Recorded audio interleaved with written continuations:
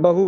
बहू सब सुनते ही मन में सबसे पहले विचार यही आता है कि बहू तो सदा पराई होती है।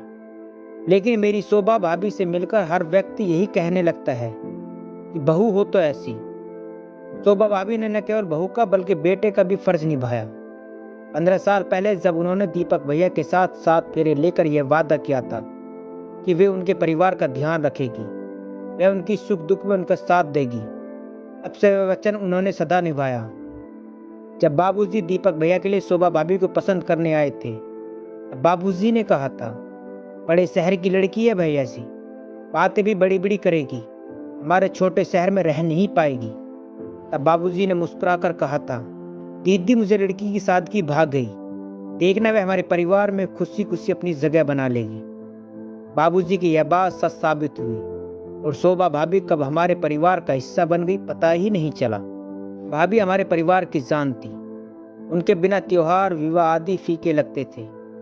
भैया सदैव काम में व्यस्त रहते थे, इसलिए घर के काम के साथ साथ घर के बाहर के काम जैसे बिजली का बिल जमा करना, बाबूजी की दवा आदि लाना सब भाभी ही किया करती थी। माँ के देहांत के बाद उन्होंने मुझे कभी माँ की कमी महसूस ही नहीं होने दी। इस बीच राहुल के जन्म ने घर में खुशियां का माहौल बना दिया। सारा दिन बाबूजी उसी के साथ खेलते रहते। मेरे दोनों बच्चे अपनी मामी के इस नन्हे तोहफे से बेहद खुश थे। वे स्कूल से आते ही राहुल से मिलने की जिद करते थे। मैं जब भी अपने पति दिनेश के साथ अपने मायके जाती तो भाभी ने दिन देखती न रात बस सेवा में लग जाती। इतना लाड़ तो माँ भी नहीं करती थी। एक दिन बाबूजी का फोन आया और उन्होंने कहा, शालिनी दिनेश को लेकर फौरन चली आ बेटी, शोभा को तेरी जरूरत है। मैंने तुरंत दिनेश को दुकान से बुलवाया और हम दोनों घर के लिए निकल पड़े। मैं सारा रास्ता परेशान थी कि आखिर बाबूजी ने इस समय हमें क्यों बुलाया है और भाभी जी को मेरी जरूरत है, ऐसा क्यों कहा। मन में सवाल लेकर जैसे ही घर पहुंची तो देखा बाहर टैक्सी खड़ी थी। दरवाजे पर 2 बड़े सूटकेस रखे थे। कुछ समझ नहीं आया कि क्या हो रहा है। अंदर जाते देखा कि बाबूजी परेशान बैठे थे और भाभी चुपचाप मूर्ति बनकर खड़ी थी। भैया गुस्से में और बोले, उफ। तो अब अपनी वकालत करने के लिए शोभा ने अपने लोगों को बुला लिया। भैया के बोल दिल में तीर की तरह लगे। अभी दिनेश बोले, क्या हुआ भैया, आप सब इतने परेशान क्यों हैं। इतना सुनते ही भाभी फूट फूट कर रोने लगी। भाभी ने गुस्से में, कुछ नहीं दिनेश, मैंने अपने जीवन में एक महत्वपूर्ण फैसला लिया है जिससे बाबूजी सहमत नहीं है। मैं विदेश जाना चाहती हूँ, वहाँ बहुत अच्छी नौकरी मिल रही है, रहने को मकान व गाड़ी भी है। यह तो बहुत अच्छी बात है भैया, दिनेश ने कहा। दिनेश और कुछ कह पाता तभी भैया बोले, मेरी बात अभी पूरी नहीं हुई दिनेश। मैं अब अपना जीवन अपनी पसंद से जीना चाहता हूँ, अपनी पसंद के जीवन साथी के साथ। यह सुनते मैं और दिनेश हैरानी से भैया को देखने लगे। भैया ऐसा सोच भी कैसे सकते थे। भैया अपने दफ्तर में काम करने वाली नीला के साथ घर बसाना चाहते थे। शोभा मेरी पसंद कभी थी ही नहीं। बाबूजी के डर के कारण मुझे विवाह करना पड़ा, परंतु कब तक मैं इनकी खुशी के लिए अपनी इच्छाएं दबाता रहूंगा।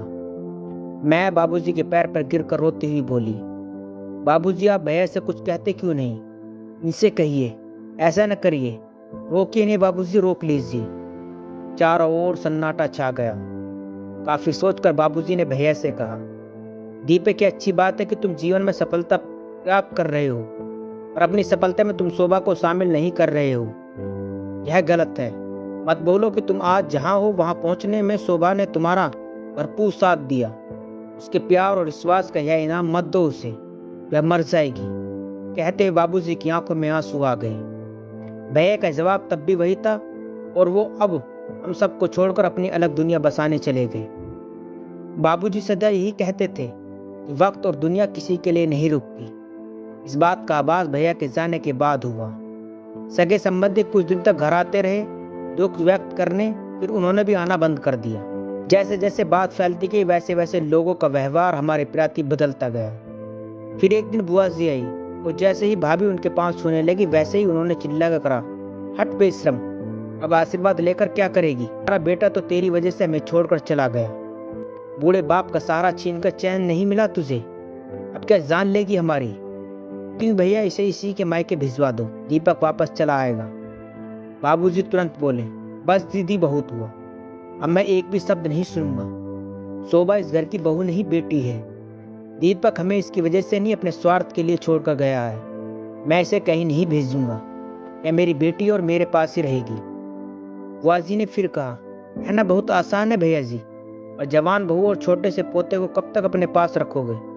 आप तो कुछ कमाते भी नहीं, फिर इन्हें कैसा पालोगे? मेरी सलाह मानो, इन दोनों को वापस भिजवा दो। क्या पता शोभा में ऐसा क्या दोष है, दीपक इसे अपने साथ रखना ही नहीं चाहता। यह सुनते ही बाबूजी को गुस्सा आ गया और उन्होंने बुआ जी को अपने घर से चले जाने को कहा। बुआ जी तो चली गई, पर उनकी कही बात बाबूजी को चैन से बैठने नहीं दे रही थी। उन्होंने भाभी को अपने पास बिठाया और कहा, बस शोभा, अब रोकर अपने आने वाले जीवन को नहीं जी सकती। तुझे बहादुर बनना पड़ेगा बेटा, अपने लिए, अपने बच्चे के लिए। तुझे इस समाज से लड़ना पड़ेगा।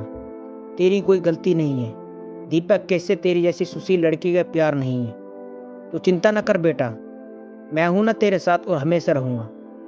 वक्त के साथ भाभी ने अपने आप को संभाल लिया। उन्होंने कॉलेज में नौकरी कर ली और शाम को घर पर भी बच्चे पढ़ाने लगी। समाज की उंगलियां भाभी पर उठती रही, पर उन्होंने हौसले नहीं छोड़ा। राहुल को स्कूल में डालते वक्त थोड़ी परेशानी हुई, पर भाभी ने सब कुछ संभालते हुए सारे घर की जिम्मेदारी अपने कंधे पर उठा ली। भाभी ने यह साबित कर दिया कि अगर औरत ठान ले तो वह अकेले पूरे समाज से लड़ सकती है। इस बीच भैया की कोई खबर नहीं आई। उन्होंने कभी अपने परिवार की खोज खबर नहीं ली। सालों बीत गए, भाभी अकेला परिवार चलाती रही, पर भैया की ओर से कोई मदद नहीं आई। एक दिन भाभी के कॉलेज से फोन आया, दीदी घर पर ही हो ना, शाम को आपसे कुछ बातें करनी है। हाँ हाँ भाभी, मैं घर आ रही हूँ, आप आ जाओ। शाम को 6 बजे मेरे घर पहुंची। थोड़े परेशान लग रही थी। चाय पीने के बाद मैंने उनसे पूछा, क्या बात है भाभी, कुछ परेशान लग रही हो? घर पर सब ठीक है? थोड़ा हिचकते हुए भाभी बोली, दीदी आपके भैया का खत आया है। मैं अपने कानों पर विश्वास नहीं कर पा रही थी। बोली, इतने सालों बाद आई?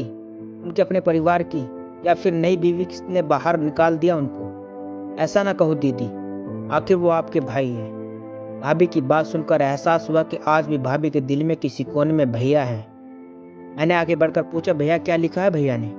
भाभी थोड़ा सोचकर बोली, दीदी वे चाहते कि बाबूजी मकान बेचकर उनके साथ चलकर विदेश में रहे। क्या कहा, बाबूजी मकान बेच दें? भाभी, बाबूजी ऐसा कभी नहीं करेंगे। अगर वो ऐसा करना भी चाहेंगे तो मैं उन्हें कभी ऐसा करने नहीं दूंगी। भाभी जी आप जवाब दे दीजिए कि ऐसा कभी नहीं होगा। वह मकान बाबूजी के लिए सब कुछ है और मैं उसे कभी बिकने नहीं दूंगी। वह मकान आपको और राहुल का सहारा है। भैया का एहसास है कि अगर वह मकान नहीं होगा तो आप लोग कहाँ जाएंगे? आपके बारे में तो नहीं, पर राहुल के बारे में तो सोचते। आखिर वह उनका बेटा है। मेरी बातें सुनकर भाभी चुप हो गई और गंभीरता से कुछ सोचने लगी। उन्होंने यह बात अभी बाबूजी से छिपा कर रखी थी। अब समझ नहीं आ रहा था कि क्या करें। अभी दिनेश आ गए और हमें परेशान देखकर सारी बातें पूछी। बात सुनकर दिनेश ने भाभी से कहा, भाभी आपको यह बात बाबूजी को बता देनी चाहिए। दीपक भैया के इरादे कुछ ठीक नहीं लग रहे हैं। यह सुनते ही भाभी डर गई। फिर हम तीनों तुरंत घर से निकल पड़े। घर जाकर भाभी ने सारी बात विस्तार से बाबूजी को बता दी। बाबूजी कुछ विचार करने लगे। उनके चेहरे से लग रहा था कि भैया ऐसे करेंगे तो उन्हें इसकी बात की उम्मीद नहीं थी। उन्होंने दिनेश से पूछा, दिनेश तुम बताओ कि हमें क्या करना चाहिए? दिनेश ने कहा, दीपक आपके बेटे हैं तो जाहिर सी बात है कि इस मकान पर उनका अधिकार बनता है, पर यदि आप अपने रहते यह मकान भाभी या राहुल के नाम कर देते तो फिर भैया चाहकर भी कुछ नहीं कर सकेंगे। दिनेश की यह बात सुनकर बाबूजी ने तुरंत फैसला ले लिया कि अपना मकान भाभी के नाम कर देंगे। मैंने बाबूजी के इस फैसले को मंजूरी दी और उन्हें विश्वास दिलाया कि वो सही कह रहे हैं। ठीक 10 दिन बाद भैया गारा पहुंचे और आकर अपने हक मांगने लगे। भाभी पर इल्जाम लगाने लगे। फिर उन्होंने बाबूजी के बुढ़ापे का फायदा उठाया और धोखे से मकान अपने नाम करवा लिया। भैया की कड़वी बातें सुनकर बाबूजी को गुस्सा आ गया। वो भैया को थप्पड़ मारते हुए बोले, नालायक, कोई तो अच्छा काम किया होता। शोभा का छोड़कर तूने पहली गलती की और अब इतनी घटिया बातें कहते हुए तुझे जरा से भी लज्जा नहीं आई। उसने मेरा फायदा नहीं उठाया बल्कि मुझे सहारा दिया। चाहती तो वह भी मुझे छोड़कर जा सकती थी, अपने अलग दुनिया बसा सकती थी, और उसने जिम्मेदारी निभाई जो तेरी थी। तुझे अपना बेटा कहते हुए मुझे अफसोस होता है। भाभी तभी बीच में बोली, दीपक आप बाबूजी को और दुख मत दीजिए। हम सबकी भलाई इसी में है कि आप यहाँ से चले जाइए। भाभी का आत्मविश्वास देखकर भैया दंग रह गए और चुपचाप लौट गए। भाभी घर की बहू से अब हमारे घर का बेटा बन गई थी।